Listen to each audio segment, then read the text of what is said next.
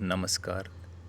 मैं डॉक्टर सुभाष चंद्र बोला, assistant professor of mathematics. आज के वेबिनार में हम चर्चा करेंगे वर्तमान समय में जूनोटिक बीमारियों का खतरा व जूनोटिक संक्रमण रोकने के उपाय। अभी हाल ही में 6 जुलाई 2020 को विश्व जूनोसिस दिवस मनाया गया, जिसमें संयुक्त राष्ट्र पर्यावरण कार्यक्रम तथा अंतर्राष्ट्रीय पशुधन अनुसंधान संस्थान ने preventing the next pandemic zoonotic diseases and how to break the chain of transmission शीर्षक नाम से एक रिपोर्ट प्रकाशित की, जिसमें बताया गया कि वर्तमान में नए संक्रामक रोगों में से 75% जूनोटिक प्रकार के हैं। रिपोर्ट ये भी बताती है कि भविष्य में जूनोटिक बीमारियों का खतरा काफ़ी बढ़ सकता है। इस समय भी पूरी दुनिया में जूनोटिक डिजीज़ कोरोना वायरस से उपजी महामारी से परेशान है।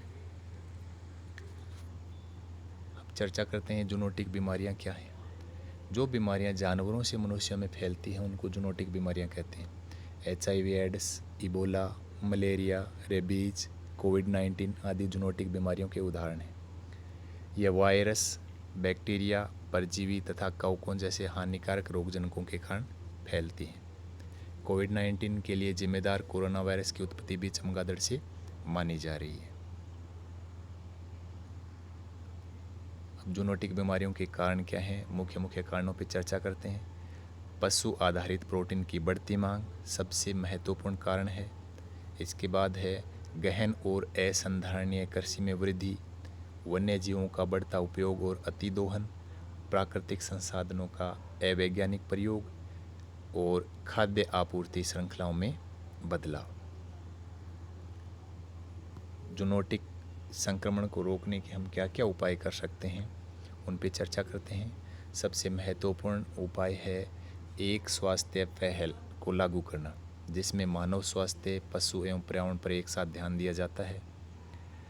जूनोटिक संक्रमण पर वैज्ञानिक खोज को बढ़ावा देना, पशु जनित बीमारियों के प्रति जागरूकता बढ़ाने पर बल देना, रोग प्रतिरोधक क्षमता बढ़ाना, जैव विविधता का संरक्षण, खाद्य सुरक्षा को बढ़ावा देने के लिए वैकल्पिक तरीकों का विकास।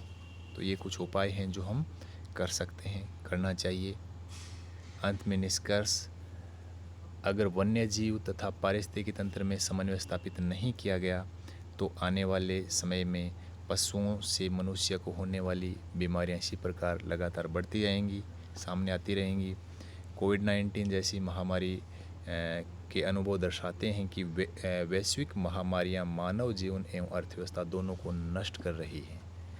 इसका सबसे ज़्यादा असर निर्धन एवं निर्बल समुदायों पर होता है।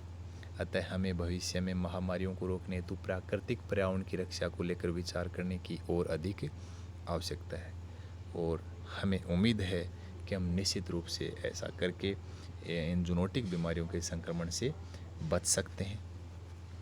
धन्यवाद।